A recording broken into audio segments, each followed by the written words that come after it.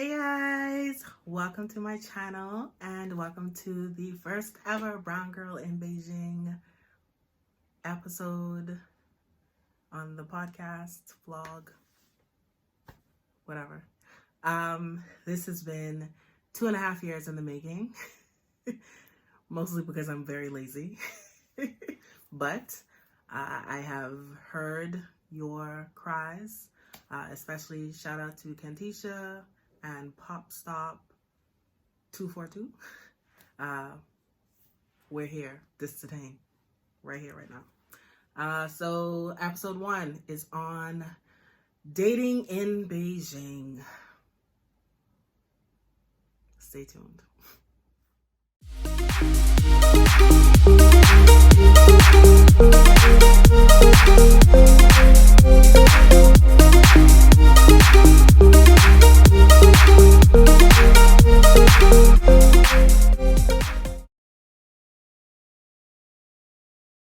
So, before we get into dating in Beijing, let's talk a little bit about just how we got here. So, for those who do not know me or do not know very much about me, my name is Dr. Shannon Evans. I am from the Bahamas. I presently live in Beijing, where I have lived for the past 2.5 years. It's been a time since being here. I love it here. There are ups and downs, there are challenges, as with other places that I've lived, but overall, I really enjoy being here. One of the things that I especially love about being in Beijing is the convenience. So there are delivery apps, Meituan or Waimai, so for groceries or for food, like lunch, dinner, for random things. If I want a phone case or if my charging cord gets messed up and I want to order a new one, I can use Waimai and it's at my door in as little as 30 minutes. So that's super fun. And then Taobao, which I do need the Lord to release me from the shackles of Taobao, because anyway, it is like Amazon, I guess. And most of the things do ship and get to your door within about 2 or 3 days. Right now it's the Chinese New Year holiday, so things are a little bit delayed, but that just means that I'm gonna have a whole bunch of shipments coming in. That's all right.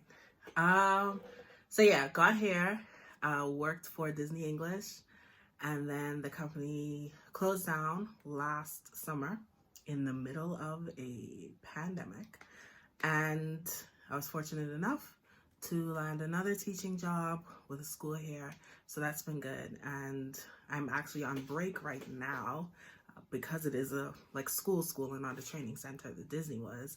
So I have a month off, thank the Lord. So I'm trying my best to enjoy it and to rest, but people keep finding things for me to do, like record this vlog. Let's see, what else? Oh, so Brown Girl in Beijing came from, if you're from the Caribbean, I think you know it, but Brown Girl in the Ring. There's a brown girl in the ring, tra-la-la-la, and she looks like a cigarette plum. Right? So she's now, there's a brown girl in Beijing. I know, super different. So that's where that came from. It used to be multiple girls, brown girls in Beijing. And that's because my 2 roommates, when they were here, they are also Black, from the US. And so we spent some time together, especially in the first couple of months, just traveling around Beijing, checking out the touristy areas. So whenever I posted on my blog, which I will provide a link to, for my first year, I posted once a week, every week. And it would be, a lot of times it would be about us, where we went, what we saw, what we visited, what we tried that was new. So now they've both left me, and so it's just one brown girl in Beijing. I have found other Black friends since then, but for all intents and purposes, singular brown girl All right, so let's get into the tea. Dating. I had like a whole spiel, but I figured that that was probably useless information. So we're gonna nix it. I will say though that dating for me has always been sort of difficult. So it's not just being in Beijing, although that does make it harder.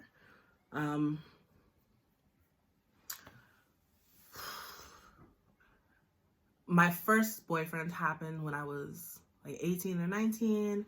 And then after that, that lasted for maybe, I don't know how long. It ended. This is all you need to know. And then after that, I didn't really talk to anybody else. Not like seriously. There were crushes that I had, and there were, guys that expressed interest in me, and we tried it out, didn't really work. Then I went off to school in the US and started to use like dating apps. Plenty of fish, definitely, POF. I met guys and went on dates and still nothing. There was one guy that I thought we had pretty decent chemistry. And then after a couple of months, one day he just sort of disappeared. And like straight ghosted. Like could not hear from him. And of course I was devastated because am I not good enough? Like, what's wrong with me that you just disappeared? And you start doing the thing of reading through the messages, trying to figure out like where did it all go wrong. A mess. Couple of years after that, we did find each other again, and he was like, hey, I'm sorry. I saw you taking your life in a particular direction, and I just didn't think that I was going to be the man that you needed me to be. Like, I saw you doing great things, blah, blah, blah. I'm like, that's all well and good, but, say that. Anyway, to this day, we do not speak. We are social media friends, though. So if you see this, what up? Maybe like a status or something, but that's about it. And then that was maybe 2 years before I left Virginia for good. Not much else happened. Like, there were guys that I thought were attractive. There was one time when I like shot my shot. So it was this man that went to my church. And I asked about him. And I'm like, is he single? Before I just walk up to this man. And my friends ain't my friends. They gassing me up like, yeah, just go, shoot your shot. My heart was in my foot, okay?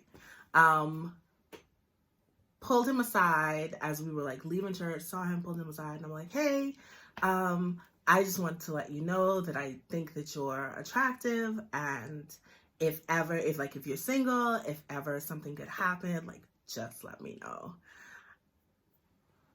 And bless his heart, he looked at me and was like, oh my goodness. And then pulled me in for a hug and was like, thank you. And that is how he gently broke my heart. I walked out of church mortified. Like, even now I can feel the heaviness that I felt. I'm just like, wow, why did I do that to myself? But, things happen. So, yeah, nothing really happened in Virginia. Then I went back home. And after being back home, I had met someone online. And we talked on and off for a while. Up until I came to Beijing. 6 months into being in Beijing, we were talking. And I remember it's just after my birthday. And we had just gotten to the point where every 12 hours, it was the same cycle of Good morning. Good evening.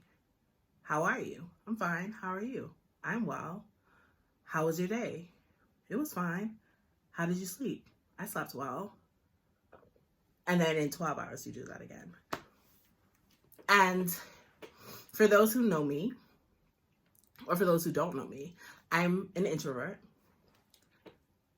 I can seem like very social, very bubbly in situations.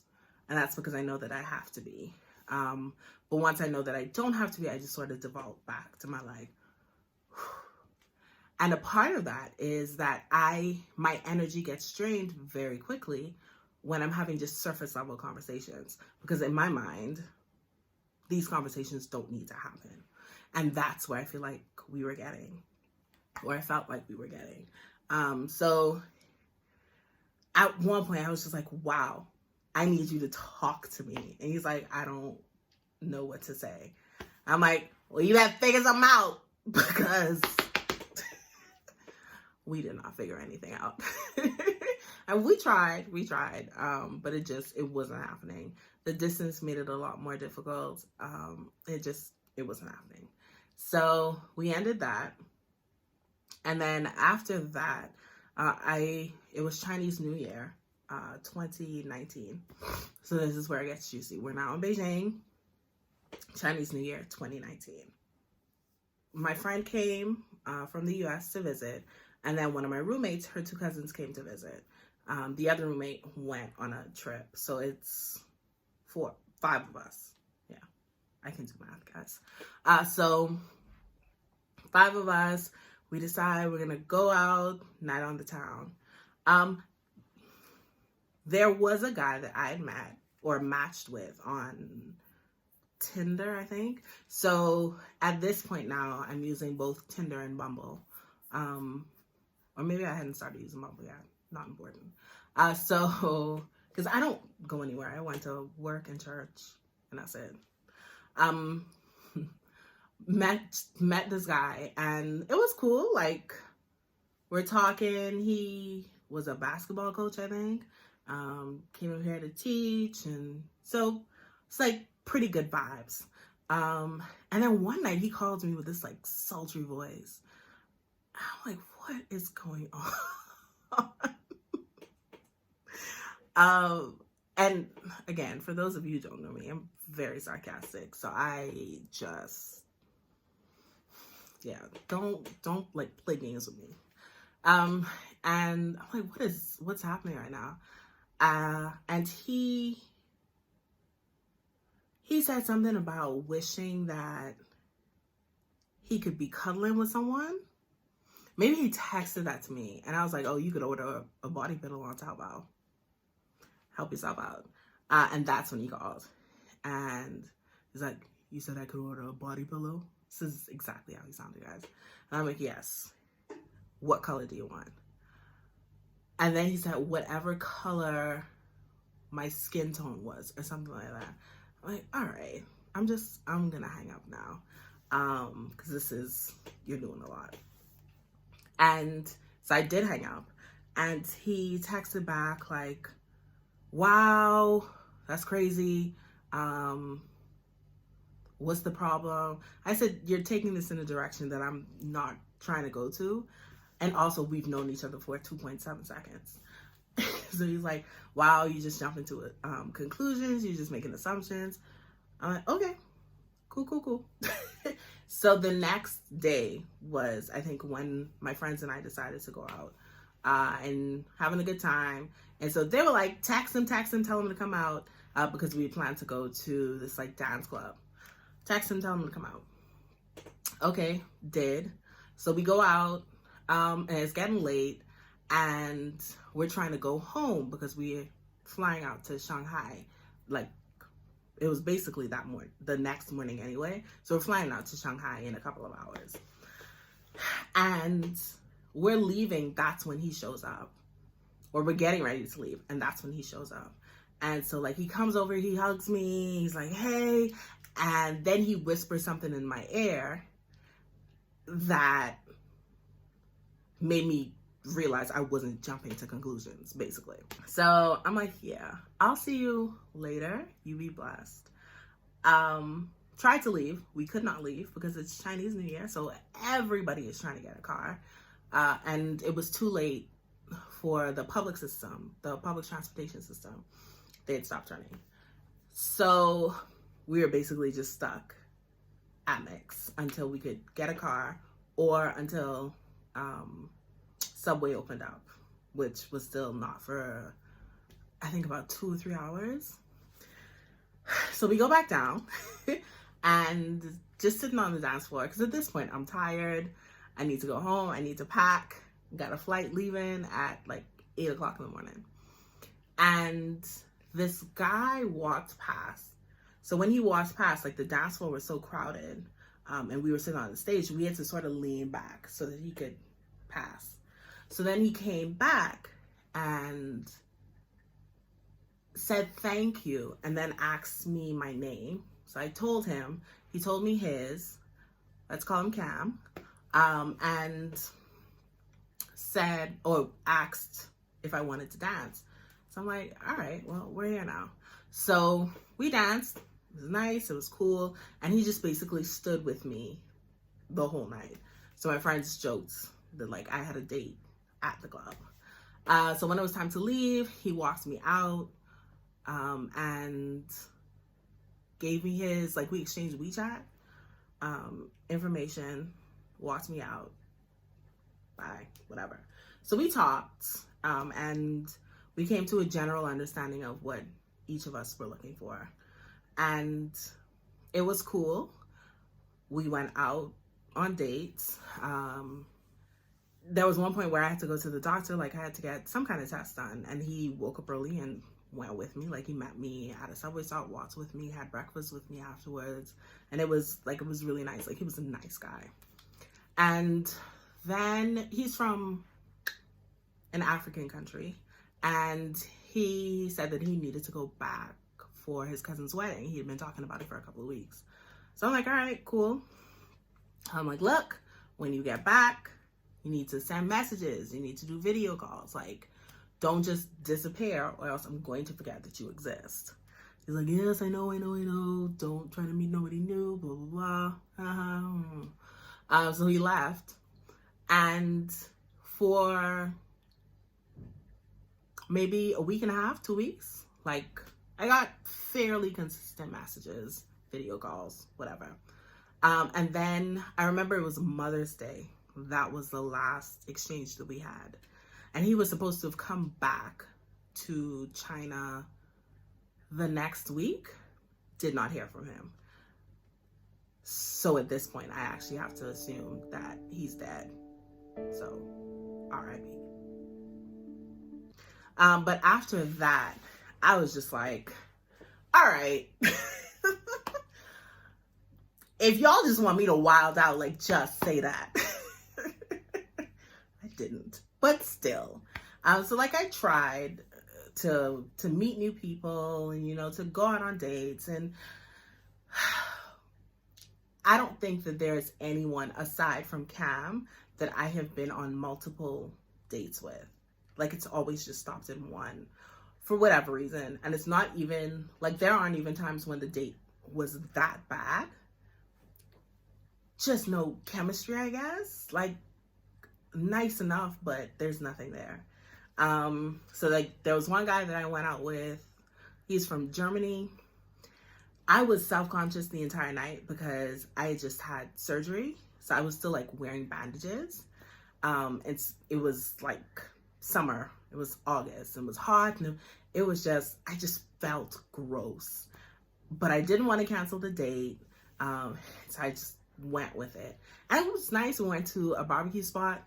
And barbecue is meat on sticks, like chua, not like ribs and chicken and whatever else you have at regular barbecues. And so went on the date. Afterwards, we talked for maybe a few days, and then it just sort of died. Another guy, this guy had a motorcycle. And I'm like, oh yeah, I'm gonna be a pink lady. That is a Grease reference for those who do not know. And if you do not know, go watch Grease. But yeah, he had said like, oh, once we're finished with our date, like I can drop you home on my motorcycle. I'm like, ah, yes, this is it. I'm gonna get a cool rider. No, because I lived too far. He was like, yeah, that's not gonna work. That was strike one. Should have dropped him then. Anyway, we went, it was like a Starbucks date. So we just got something to drink, just sat, talked. And he had actually, like he had read my blog, because once we exchanged WeChat information, he saw my blog posts, and he read them. And so he was just like, he was really engaged in the conversation. And so I was like, oh, this is nice. You know, he talks about how he likes to sometimes rent a car and just go driving throughout Beijing or going more along the countryside. And I'm like, oh, this could be nice. You know, just take some relaxing car rides. Oh. We talked for, I don't even know how long. I don't know, maybe a few days after. And then again, just died down. Are there any other significant? Well, maybe more recently, there was a guy who has a son. He is widowed. And first it was cool. You know, we'll go out to dinner. And then as we're just talking, he's the one who's like, you know, maybe in some time, after you meet my son and you guys are getting along, then we can do like group things or whatever. And this was the one that I think out of all of the experiences that I've had in Beijing, this is the one that hurt the most. And not because of the guy, like he's cool, but it wasn't like amazing. We did click on so many different levels. And just our conversations were the kind of like all day conversations, either text or call or voice notes. It was just like an all day kind of thing. And even just telling my friends about him, like they were in love with him. Like they were like, marry him tomorrow. And it went from, yeah, we can do things together, to I told my son that I was going on a date with you and he thinks you're trying to take me away from him. I don't think he thinks, or I don't think he's ready for me to date. So I'm sorry, I'm gonna have to cancel the date. I was just like, like what did I tell you? It felt like something and dropped on my chest. Could not breathe for like a hot second. And it took some time for me to realize why I was so like just devastated afterwards. And it was because what I saw was instant family. And I think I might have said this earlier, that I'm not super good at dating because like hopeless romantic just, and it was like, I know that obviously it does not make sense for me to get married to this man like tomorrow, but he just seems like a good candidate, like somebody I would want to get to know more. And his son, because I'd interacted with his son, good kid, fun kid. And so going from that to just completely being shut down, I was just like, this is, what's going on? Like, saw this little family and I thought this would be so nice to have, being so far away from home. And just as quickly as it came, it was like, whoop, nope, not anymore. And so that was rough, because I'm 32. I just had my 32nd birthday last month. And I mean, I do very much enjoy my independence. I do enjoy not sharing my space with anybody. I enjoy being able to come home, not have to speak to anybody, just being able to recharge in my own space, in my own time. Yes, I enjoy it. But there are some days when I want to share my day with somebody. I laughing because I told a friend the other day. Like, every day I want a baby. There are some days that I want a husband, but every day I want a baby. Like, I want to be able to start my family. So after that, I was just like, I don't know if I can go through this again. But I tried. So the most recent experience, something that I had like tweeted about on Twitter, and you know, like my friends, especially the ones from home, so shout out to the 242 crew, they helped me with, you know, just like getting ready for the date. Told them I'm going on a date, and they were like, yep, you have to do your makeup, you have to pick out a nice outfit, show me what you're wearing, let me see how you look before you go. One of them even video calls me, shout out to Dawn, just to make sure that I looked okay, and then to talk about some other stuff. She wasn't even talking, anyway, not the point. So I'm like hyped up, gone on this date, have been talking to the guy for like a week and a half before we went on the date. It was cool. Good conversation. He was a teacher, a high school teacher. He is a teacher. Let me not talk about him like he's dead. But he's a high school teacher. Pretty smart. A little bit older. I think still in his 30s, just a little bit older. So we go out. He takes me to 2 restaurants in the Hutongs. I'd never been to either one. They were both really good. And like, I enjoyed the experience, and we talked, and like he told me about his life and told me about like what he was expecting. So he's recently divorced. He got divorced last year and was like, I'm not looking to settle down, but I do miss somebody to, you know, like talk to, share with, whatever. So I'm like, fair, I get it. I'm looking to like go out on dates and actually date, because I'm trying to change my brain. So he's like, all right, cool. You know, like that's something that we can do. Perfect. So this was a Wednesday that we went out. Saturday was my birthday. So we talked on Wednesday. We talked a little bit on Thursday. And I remember my last message to him on Thursday night was, how was your day? How are you now? Because he wasn't feeling well Wednesday night into Thursday morning. And did not respond Thursday night, did not respond on Friday, and up to late Saturday night, he hadn't responded. And so my friends were like, did he respond yet? Did he respond yet? Did he respond yet? I'm like, no, he has not.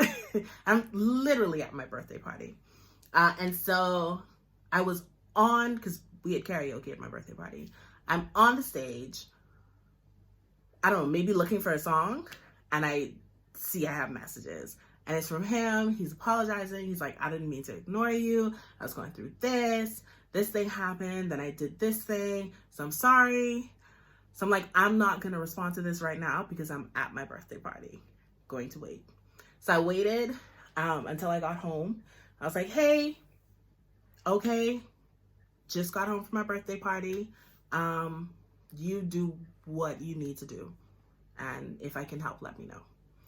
And then did not hear from him. So one of my friends was like, well, give him a week. I'm like, it wasn't a full week, but give it a couple of days. I'm like, I need to know now if I need to cut this off. And I think I waited until like maybe Tuesday, and I was like, hey, are you okay? Are you good? And he's like, no, I'm going through this drama, blah, blah, blah. I'm like, okay, you be well. I will give you the space that you need. And yeah, blessings in abundance. So deleted. And that brings us now to February 14th, 2021. So what I have found, I made mention of it in the takeover that I did on Dawn's page. What I have found is that for expat men, I think it's easier, or it appears to be easier for expat men to find love or to find success in dating. I do know a number of expat men that have also expat wives or girlfriends. But I also know a number of expat men that have Chinese wives. And that is pretty common, I feel like. And maybe I'm looking at it through a biased lens, but that's what it feels like. And so I think that, like I said before, dating is always a struggle for me. Dating in China just feels like more of a struggle. Like I think about my church, where I spend most of my time at work, and I spend some extra time at church. And especially over this holiday, I spent a lot more time, been able to go a lot more. And every man in my church is either married or 12 years old. There is no in between. That's just what it feels like. And at work, somebody eligible there. And I go out to dinner or whatever, usually with my friends. But I'm a homebody. And so going out for me, it's a lot. And there's no, aside from the company of my friends and having good food, there's no return on me going out. So it just feels like I'm expending a lot of energy and I'm not getting a lot back. So for now, I have deleted Tinder and Bumble because it's depressing swiping. You swipe right on somebody swipes right on you. It's like, hey, how are you? No response. Or they just never send you a message. What's the point? So for me, dating has been an uphill battle. And maybe, just maybe, there is somebody here who will make me be like, it was worth it. It was worth it. Just to be here with you, it's worth it. However, maybe not. And so at this point, it just feels like it is what it is. Like, we'll see what happens. I can say that I am happy with work. I'm happy with church. I'm happy with the friendships that I've made, the connections that I've made. And especially during this season, getting to know a couple of people a little bit better and getting to spend more time with them, that's fulfilling. And finding more people who are like me, that's been fulfilling. Like I had dinner with a friend a couple of weeks ago, and just everything I was saying resonated with her. Everything she said resonated with me. And it's just like, it's so nice to find somebody who understands what I mean, who understands, like, I'm not trying to be a bad person when, I want to dip out early. Or I'm not sad when I don't speak. Just don't want to talk. I don't have the energy, or I'm saving the energy for something else.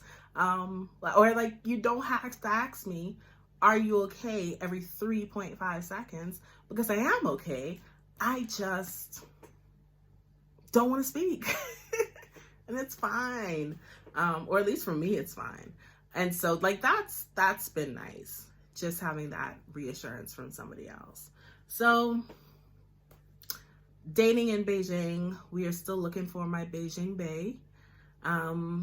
Maybe we will find him, maybe not. I don't know how long I'll stay here.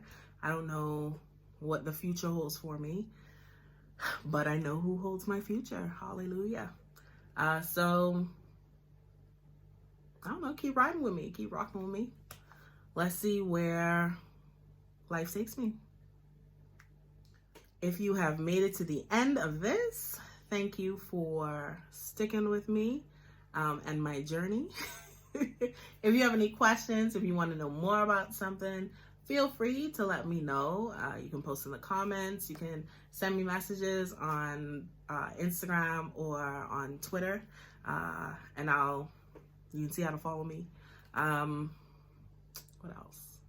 I think that's it. That's all I got. So y'all be blessed to be a blessing. Amen. Bye, guys.